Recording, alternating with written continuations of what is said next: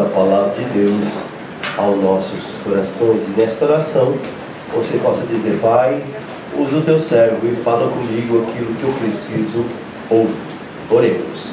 Pai amado, Pai santo, já adoramos o teu nome, já louvamos o teu nome, oh aleluia. E agora chegou o momento, Pai querido, de recebermos o alimento da tua palavra, que é poderosa, viva e eficaz, Pai. Esta palavra que permanece para sempre. Pai amado, usa o teu ungido agora, colocando as palavras no lado do teu céu. Você fala conosco, Pai, aquilo que nós precisamos ouvir, Papai, para não errarmos o alvo, mas sermos abençoados por ti, ó Pai. É o que nós te pedimos em nome do Senhor Jesus.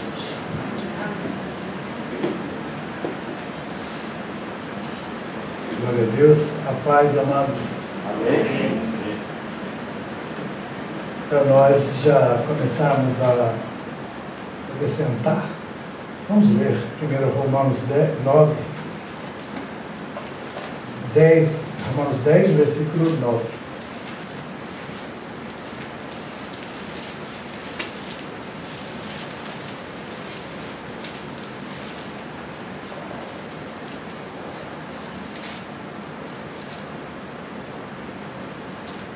Acharam? Ok.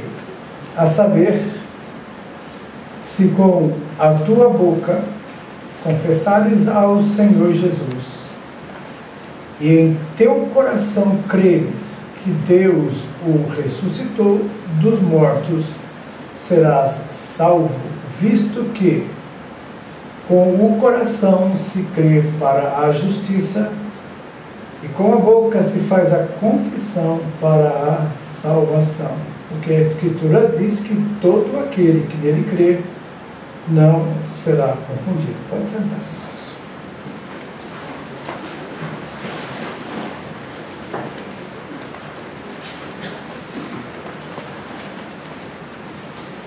Nós ouvimos muitas vezes, amados,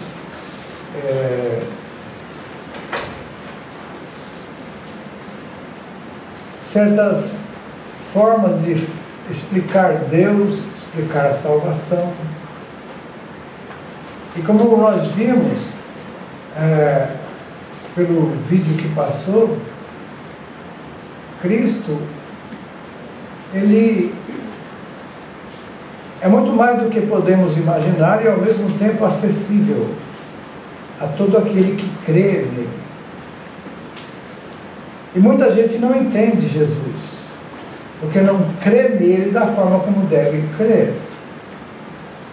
E quando a gente não crê da forma como devemos crer, também não podemos falar da forma que devemos falar dele. Por isso que é preciso conhecê-lo mais. Quando você fala de algo que você conhece, você fala com mais garantia, você fala com mais firmeza e certeza. Até mesmo um mentiroso, quando ele mente com convicção, ele até engana pessoas que não conhecem a verdade. Então, por que nós, que temos a verdade, não falamos com convicção? Essa é a palavra mais adequada aí, convicção. Essa plena certeza de fé. Paulo está falando com relação aos judeus que estavam rejeitando a justiça de Deus, e Paulo diz que orava pela salvação deles, e ele explica que o fim da lei é Cristo, que por isso, quando Moisés ele descreve a justiça que é pela lei, que é quando Moisés diz que o homem que fizer estas coisas por elas viverá, isso é a época da lei, o homem precisava obedecer todos aqueles cerimoniais. E aí então Paulo vai dizer, mas a justiça que é pela fé em Cristo, a justiça que é pela fé em Cristo, fala assim: não digas em teu coração, quem subirá ao céu, isto é, trazer de alto ao Cristo, ou quem descerá ao abismo, isto é, tornar dentre os mortos a Cristo. Aí que ele vai falar, porque o que ele diz então? A palavra está junto de ti, na tua boca e no teu coração. Qual é? A palavra da fé que pregamos. E aí ele dá esse versículo 9 que nós lemos: se com a boca confessar a Jesus e o teu coração você crê que Deus o ressuscitou dos mortos, será salvo. E nós muitas vezes perdemos tempo em entender a salvação, quando aqui está uma explicação simples, clara, do que é a salvação. É crer em Jesus, é tê-lo como Senhor e Salvador. Agora, a redenção que todos nós precisamos, ela já foi planejada, mas lá antes da fundação do mundo, ela já foi planejada. O apóstolo Pedro, ele escrevendo na sua carta, ali na primeira carta dele, no versículo 19 e 20, olha o que ele diz: mas com o precioso sangue de Cristo, como de um cordeiro imaculado e incontaminado, como a verdade em outro tempo foi conhecido, ainda antes da fundação do mundo, mas manifestado nesses últimos tempos por amor de vós. E aí qual que é? Ele diz: e por ele credes em Deus, que o ressuscitou dos mortos, lhe deu glória, para que a vossa fé e esperança estivessem em Deus. Então, o que nós temos que pregar? O que no vídeo fala sobre anunciar? Anunciar o quê? Anunciar uma fé, uma igreja, anunciar um jeito de ser? Não. É anunciar Jesus, da forma como a Bíblia explica. Essa salvação que foi planejada antes da fundação do mundo não tinha cultura nela. Ela é transcultural. Ela está acima de toda a compreensão humana do que é certo e errado. O perfeito de Deus é somente na forma de crer em Jesus, deixar-se levar por Ele. Hoje nós estudamos ali na classe de catecúmenos, que é a classe dos novos convertidos, sobre o fruto do Espírito. E nós vimos que o fruto do Espírito nunca sairá de nós, de nosso eu, sempre de Deus em nós. Então, quanto mais eu perto de Deus posso chegar, mais Ele vai aparecer em mim. Naturalmente, sem forçar, o que muitas vezes nós forçamos. Eu vou ser, agora eu vou ser, agora... Não adianta querer, tem que fazer. E fazer o quê? Fazer com que a minha vida, o meu eu, aquilo que eu sou, eu penso, caia aos pés do Senhor Jesus. Assim que eu estou totalmente dependente dEle, aí o Espírito Santo vai ter essa liberdade em você e em mim para produzir o fruto dele. O fruto é do Espírito, não é nosso. Quem de vocês já não tentou ser bom, melhorar, mudar certos comportamentos, certas atitudes, evitar certas coisas?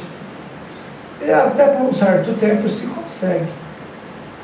Mas depois vem a frustração, porque você cai de novo em outro, se não naquele mesmo, em outro. E aí você fica, e agora? Alguns até acabam se... assim de dizer, acho que para mim não dá. Eu acho interessante que se essa redenção foi planejada antes da fundação do mundo, e Deus já conhecia você, já sabia do seu estado, já sabia da sua teimosia, sabia muitas vezes até da sua arrogância, sabia da sua infidelidade, e mesmo assim Ele continua com o plano de salvação dele, oferecendo a todo aquele que crê. E nós muitas vezes entendemos e nos julgamos a nós mesmos indignos, e realmente somos. Mas é por isso que a Bíblia fala de graça, porque a lei, quem vivia por ela, também teria que ser salvo por ela. Só que a lei, ela não pode salvar, porque ninguém consegue cumprir toda a lei. E é por isso que no plano de Deus lá atrás, Ele já planejou enviar Jesus. A Bíblia diz que o Cordeiro foi morto quando? Antes da fundação do mundo. Qual o objetivo de Deus fazer isso? É que Ele já sabia que nós não conseguiríamos pela lei. Nenhum cumpriu. Só teve um, como homem, que cumpriu, que foi o próprio Deus, que encarnou-se, tornou-se homem como nós, e veio e cumpriu a lei. Então agora essa parte, não estão falando aqui de lei moral, leis cerimoniais. As leis morais continuam vigentes e firmes, né? Mas as leis, que é aquelas que levavam o homem a uma perfeição de procedimento, agora foi substituída pelo fruto do Espírito na vida do crente. Então, quanto mais do Espírito você tiver liberdade, Ele tiver liberdade em nós, mais pareceremos com Jesus. E Gálatas 5:22, ele dá ali as 9 qualidades do fruto do Espírito que deve ser exercitada por nós. E essas 9 é uma só, é pelo Espírito de Deus. E quando você consegue entender isso, o que vai acontecer? Você vai buscar na fonte. Qual que é a fonte? Eu não consigo. Por mais que eu jejue, por mais que eu ore, eu posso ficar mais sensível. Mas quem faz o querer efetuar em mim é Deus. O Espírito Santo, se tiver liberdade, amados, ele vai fazer isso. E a salvação não foi conquistada por boas obras, por uma mudança de vida. Ela foi conquistada na cruz do Calvário. Quando Jesus morreu na cruz, lá ele conquistou a sua e a nossa salvação, e a salvação para todo aquele que crê.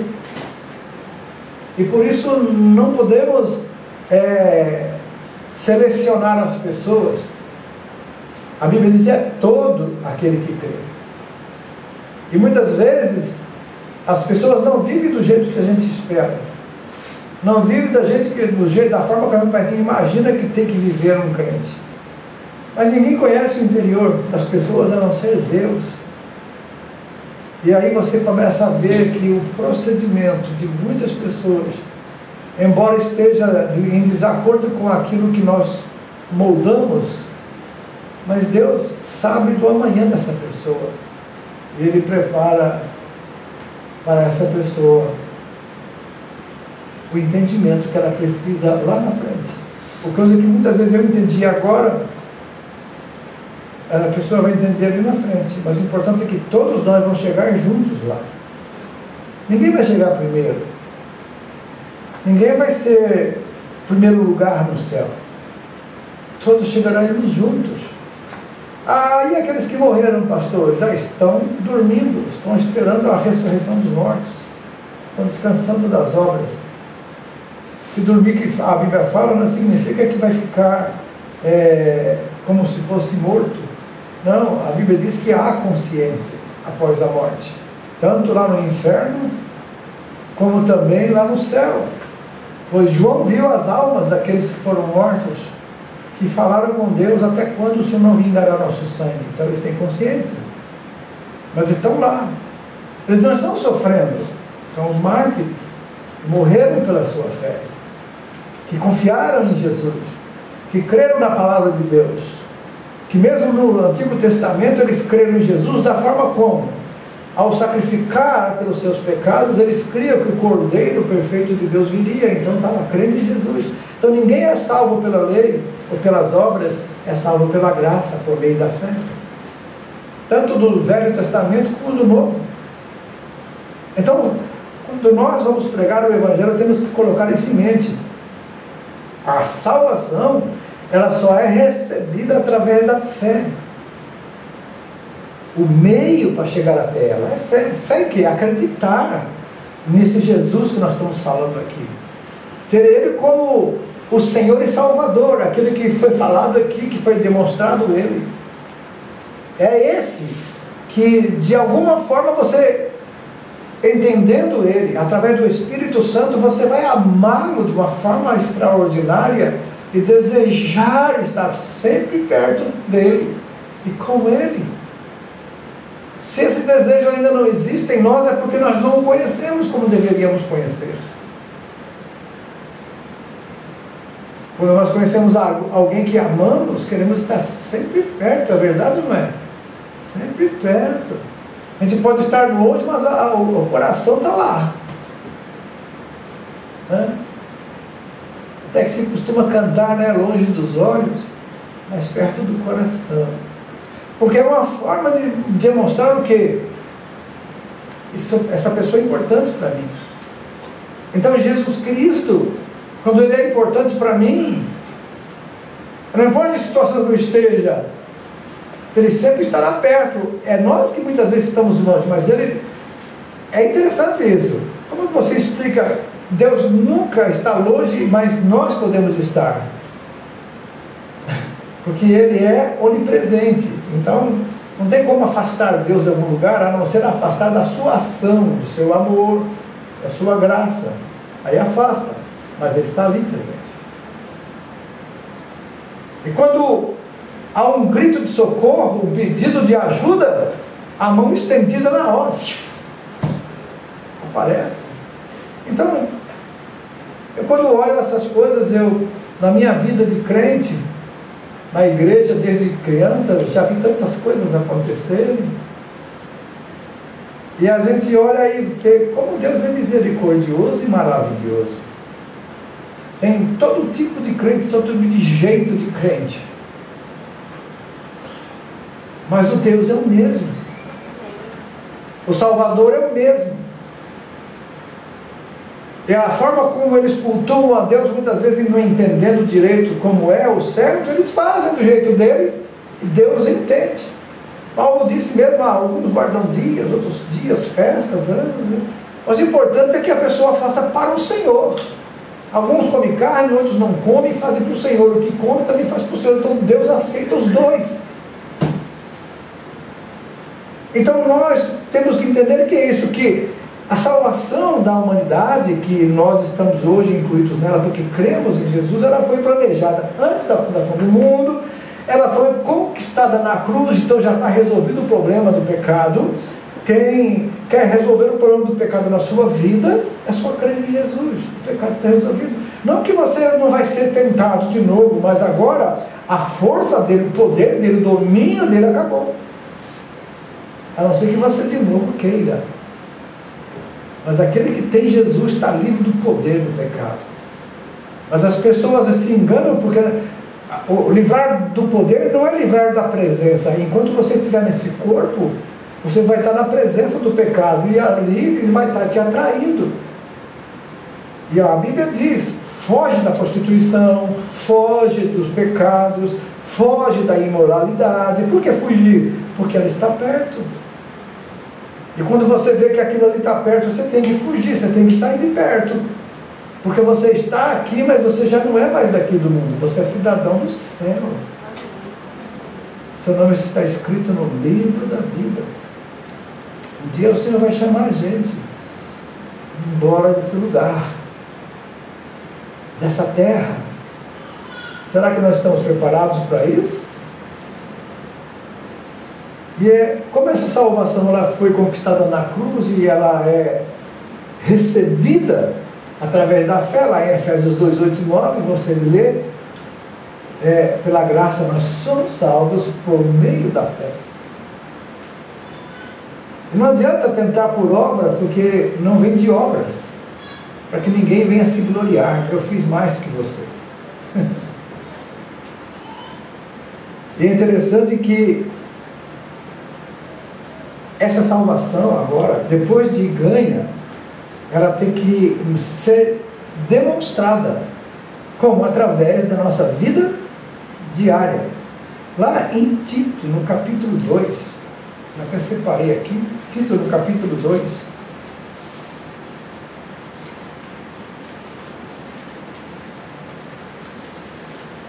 Tito no capítulo 2, no versículo 11 até o 14, é o que Tito escreve, que Paulo escreve no Tito aqui. Indagando que em tempo, em que ocasião de tempo, o Espírito de Cristo que estava neles indicava... desculpa, estou lendo Pedro, estou lendo Tito.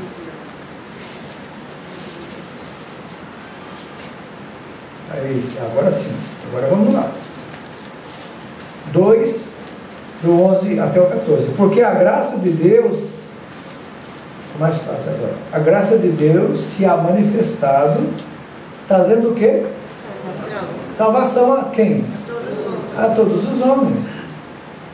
Ensinando-nos que, renunciando, agora sim, é dada a todos os homens, mas ensinando que, renunciando à impiedade e às más ou às concupiscências mundanas, que é concupiscência mundana? É aquele desejo irresistível para o pecado, para o prazer.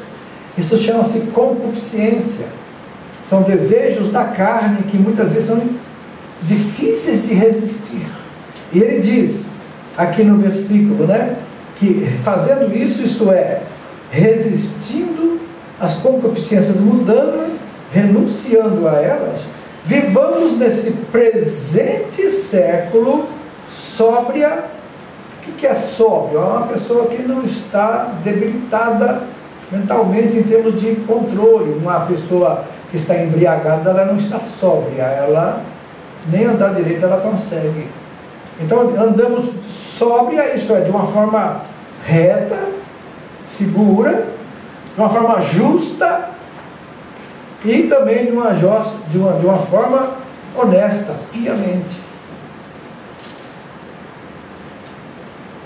Aguardando o quê?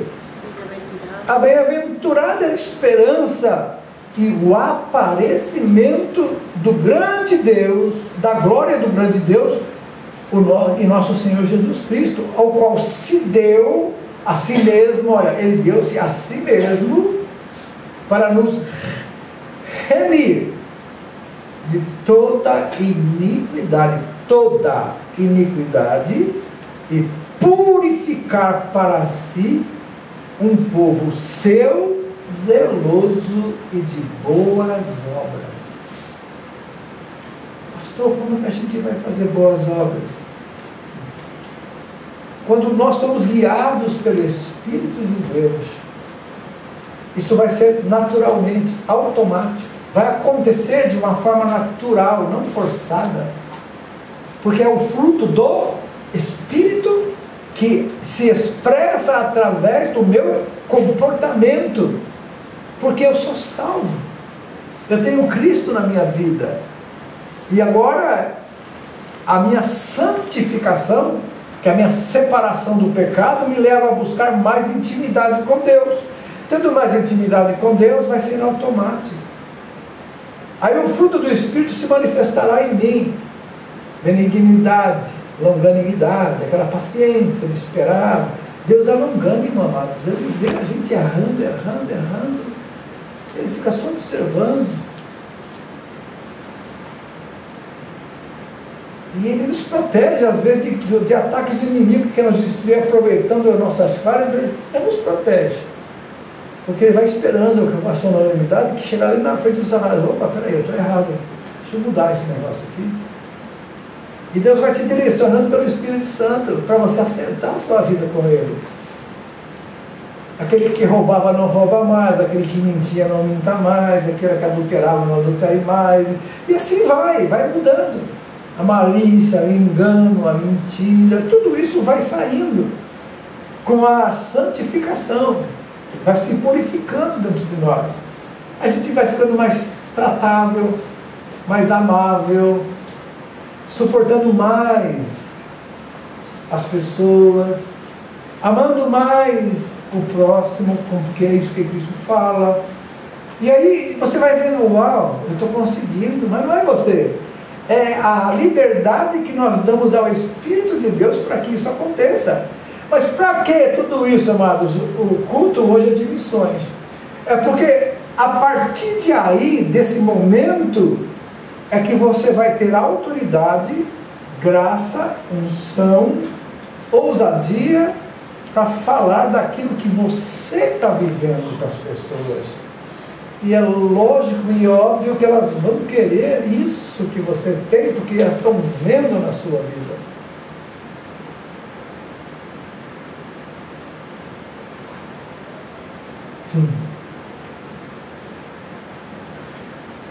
Então ela é manifestada na vida diária, nosso comportamento, que é o fruto do Espírito que vai se exalando de nós, né? Acontecendo. Amor, paz, longanimidade, benignidade. Você vai ser uma pessoa bondosa, uma pessoa que está sempre pronta a ajudar, né? Fé, mansidão, né? Fala para você mesmo assim, ó, no seu coração, mansidão, seja manso, né? Não é assim, mansidão, eu estou manso, mansidão. Aí dá um tempero. Temperança, equilíbrio, aquele equilíbrio, né? Nas decisões, nas respostas, equilíbrio, temperança, nem muito, nem pouco. É aquele equilíbrio nas atitudes que não é nosso, nós não temos condição, mas quando o Espírito Santo tem a liberdade, começa a acontecer, e você fala, puxa, como é que eu estou? Meu Deus, não é que eu estou conseguindo? Já não chamo mais o irmão de abestado. Já muda o palavreado, já muda a forma de tratar as pessoas naturalmente. Não é aquela coisa de dizer, não é assim, não vai engolir mais nem um sapo. Deixa o sapo lá na lagoa. A gente vai falar e viver o fruto que vem daquele que você aceitou e Ele colocou em você o Espírito Santo, e o amor de Deus foi derramado dentro de nós por esse Espírito que Ele nos deu. É isso. Agora eu vou amá-lo, gostar de estar na presença dele. Eu vou gostar de estar lendo a Bíblia, e a minha curiosidade vai ser despertada pelo Espírito para entender, porque foi Ele que... A Bíblia é o único livro do mundo que você lê quando o autor está com você. Você tem o Espírito Santo habitando em você porque aceitou Jesus. Você vai ler a Bíblia, foi Ele que inspirou. Então você vai me perguntar, Espírito Santo, eu não estou entendendo o que eu quis dizer aqui. Quantas vezes eu já perguntei para ele, Espírito Santo, eu não estou entendendo não, me ajuda aqui. E muitas pregações que eu já fiz, esboços de mensagens, eu li uma mensagem e falo, não estou entendendo, me salta esse negócio aqui para me entender, e você começa a perceber que, você começa a se assustar, que parece que as letras começam a pular da Bíblia, a levantar assim das páginas, como se fosse uma coisa assim incrível. É porque o Espírito Santo começa a revelar a verdade daquilo que ele quer dizer naquelas palavras. Porque um dos maiores problemas hoje é a interpretação de texto, não é? As provas que a gente faz na escola, nos exames, eles põem lá, interpretação de texto. Como o pessoal falha nisso? Só lê, mas não consegue entender o que está escrito. É a coisa mais terrível que tem. E a Bíblia Sagrada é um livro que não adianta. O único que pode interpretar para nós é o Espírito Santo. Agora, se eu sou crente e você é crente, onde está o Espírito Santo? Habitando em mim, então quer dizer que eu posso entender. Agora, é lógico que ele vai dando por dosagem. Então, se você não está entendendo o negócio agora, e você quer insistir, vai assim, não, o Espírito Santo me faz entender o que eu preciso agora. Porque ele também não quer te dar uma convulsão aí, né? Você ficar de um jeito que você não consegue nem digerir o que você... E tem gente que é tão apressado para conhecer as coisas de Deus que já quer ler um livro uma noite. Aí ficou cansado, a mente cansada, abarrou todo de palavras de leitura, no final não lembra nem que livro que é.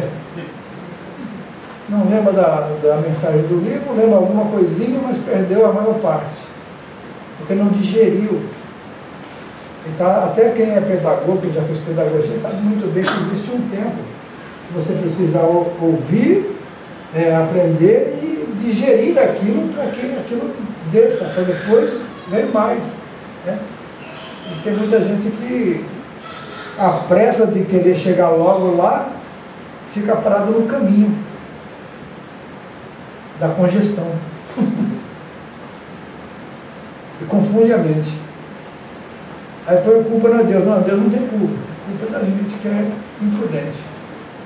Agora, quando você começa a separar esses detalhes, que essa salvação ou a redenção nossa, ela foi planejada antes do final antes do começo do mundo, antes da fundação de tudo, ela foi conquistada na cruz, recebida através da fé, então foi pela fé que você e eu recebemos. Depois, ela foi manifestada na nossa vida diária pela ação do Espírito Santo em nós, pelo fruto dele. Depois, sabe de uma coisa? Pedro, ele recebeu alguma revelação do Senhor para falar alguma coisa assim importante sobre a salvação. Ele disse algo maravilhoso. Lá no versículo 12 da primeira epístola de Pedro, capítulo 1, versículo 12, olha o que ele diz. Aos quais foi revelado que não para si mesmos, mas para nós, eles ministravam estas coisas que agora vos foram anunciadas por aqueles que pelo Espírito Santo, enviado do céu, vos pregaram o Evangelho, para as quais coisas os anjos desejam bem atentar. Irmãos, os anjos desejaram fazer o trabalho, mas Deus disse, não, o meu Espírito Santo é que vai dar aos homens essa qualidade de falar um com o outro sobre a salvação. Os anjos queriam fazer o trabalho. E muitos de nós até ficam pensando, por que Deus não deixou? É porque os anjos não sabem o que você sabe, não vivem o que você vive. Os anjos são seres espirituais, perfeitos. Como ele vai falar de um arrependimento para alguém imperfeito, sendo que ele é perfeito? O único que entende isso é Deus, e assim mesmo ele veio para viver o que nós vivemos, para sentir o que sentimos, para depois salvar aqueles que querem ser salvos. E anjo nenhum fez isso. Só Deus, através de Jesus, ele se encarnou. Virou homem igual a você e eu. Então, quando você tem algum sentimento, algum problema, alguma tentação, Jesus sabe. Ele passou por tudo isso. A Bíblia diz que em tudo ele foi tentado. Em tudo. Imagina o pecado que é pecado. Jesus foi tentado. Senão não seria perfeito. Mas qual é a perfeição? Tentado, não pecou. E foi à cruz sem pecado, para quebrar a lei que lá no jardim foi quebrada. Ele restaura agora, por quê? A alma que pecar, essa morrerá. Então Jesus e a morte não tinham direito de matar Jesus. A morte não podia fazer, porque era a lei. A lei diz, a alma que pecar, essa morrerá. A alma de Jesus não tinha pecado. Mas a morte pegou Jesus e levou para a sepultura. E a Bíblia diz, mas ao terceiro dia solta as ânsias da morte, não podendo mais retê-lo no seio da terra, Jesus ressurge, aleluia, e ele ressurge com poder, agora a autoridade. Onde está, ó morte, a tua vitória? Onde está, ó morte, o teu aguilhão? O aguilhão da morte é o pecado. Jesus venceu a morte e o pecado. Aleluia. Aleluia. Ele ressurgiu e está vivo para sempre. E Ele vive no seu coração, no meu coração, para nos dar a vida eterna. Coisa que, agora sim, para terminar, Apocalipse 5:9 é celebrada lá no céu. E aí termina. Apocalipse 5, versículo 9. E cantavam um cântico novo, dizendo: digno és de tomar o livro, de abrir os seus selos, porque fostes morto e com o teu sangue compraste para Deus homens de toda a tribo, língua, povo e nação. E ainda continua dizendo: e para o nosso Deus os fizestes reis e sacerdotes, e eles reinarão sobre a terra. Celebrado no céu. Céu celebra a tua, minha, nossa salvação. Jesus Cristo conquistou tudo isso por nós. Ele é o Senhor, Ele merece toda a nossa honra e glória. Nós devemos segui-lo sem medo, confiar nele sem vacilar, porque Ele continua sendo e sempre será o Senhor. Nada mudou, nada mudará, porque Ele é o mesmo ontem, é o mesmo hoje, será eternamente. E quando você crê assim, você leva uma vida caminhando firme. Você está na rocha, ninguém te derruba, vento não te joga para lá e para cá. Tem muitos ventos e doutrinas por aí, mas quando você está firmado em Cristo, olhando para Jesus, o autor e consumador da sua fé, você não vacila, você não vai para a esquerda nem para a direita, você segue em frente, para o alto, porque Jesus está lá. Aleluia. Deus nos abençoe, que você possa entender que sem Jesus ninguém chega no céu.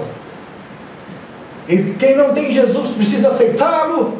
E você precisa avisar as pessoas que elas precisam crer em Jesus como Salvador. É a única forma de elas se livrarem da condenação que está sobre todo o homem nesta terra.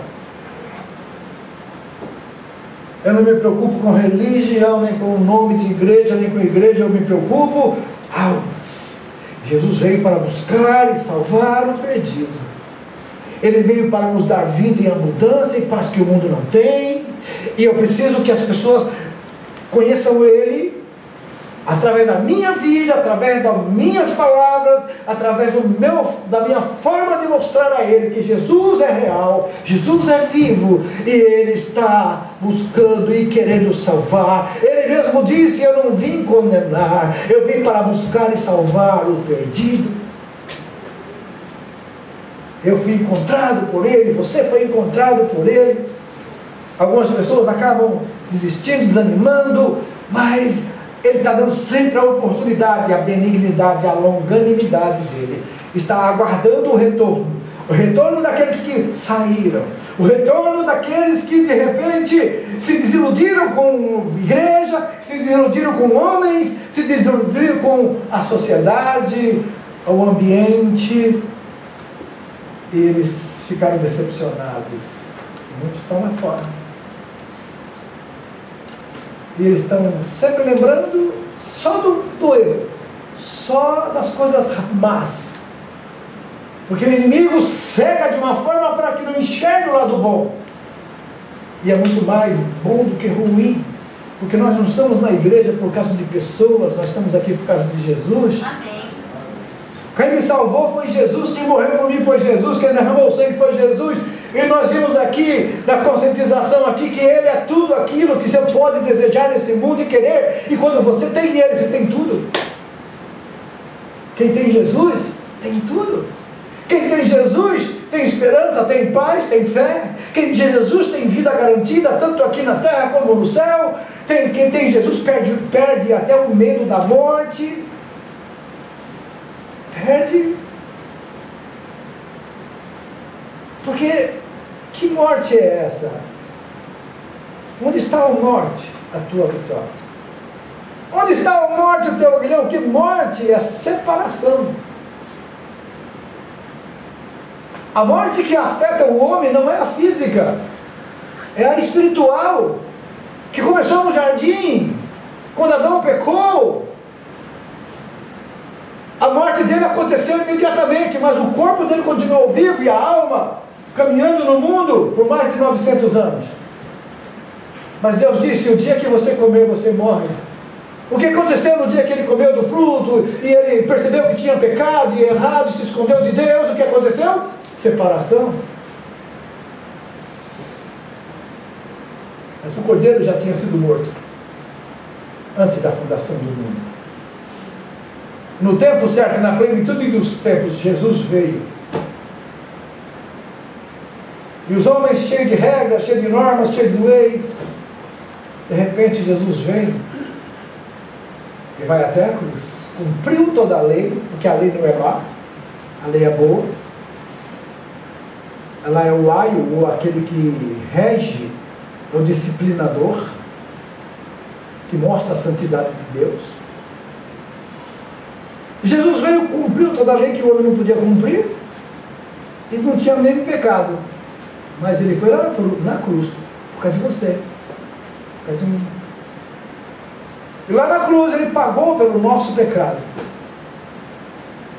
Em Colossenses 2,14, Paulo diz: agora, aquela cédula, aquela dívida nossa, que nos condenava, que era contra nós, Jesus pegou essa cédula, veja lá em Colossenses 2,14, pegou essa cédula e cravou na cruz. Aleluia!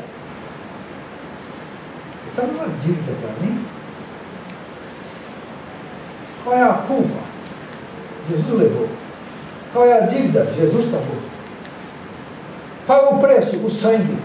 Jesus levou lá no céu e disse: aqui está, Pai, o sangue pela redenção do homem. Todo aquele que crê será salvo. Você entendeu, irmãos?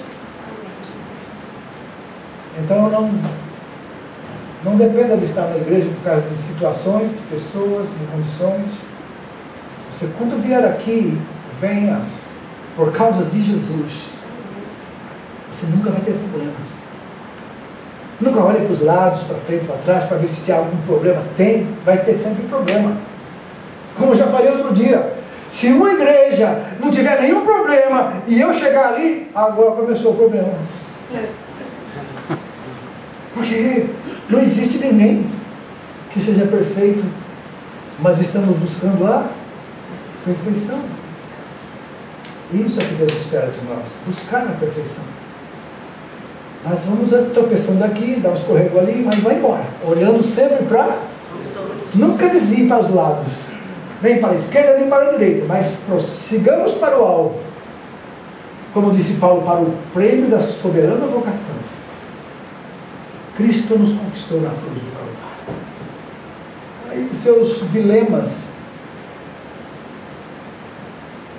vai diminuir. A nossa vida ela tem que ser pulsativa, é verdade.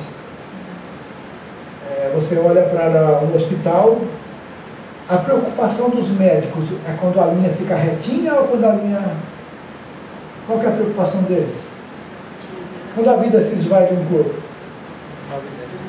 É enquanto ele parar de subir e descer. É que acabou a vida.